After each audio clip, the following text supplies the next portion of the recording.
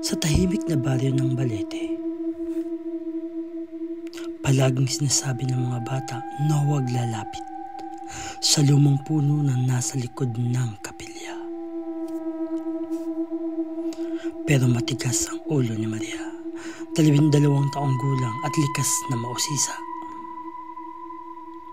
Isang malinsangang hapon, palihim siyang lumapit sa puno. Tila ba may tinig na humihila sa kanya. May butas sa ugat ng puno, sapat lang para pasukin ng bata. Sa loob, may nakita siyang mga buto, maliit, parang buto ng bata. May 2 matang nagniningning sa dilim.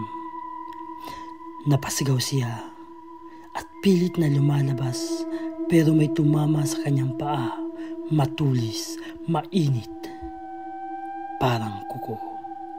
Kinagabihan, kita siya ng kanyang ina sa sulok ng kwarto, nakatitig sa kawalan, pabulong.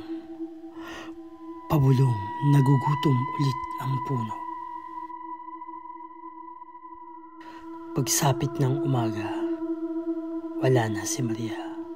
Naiwan lang ay basa at madugong bakas pabalik sa punong iyon. Isinara ng mga taga-baryo ang butas gamit ang asin at ang dasal. Pero ang bulong hindi nawala kailanman. Wakas.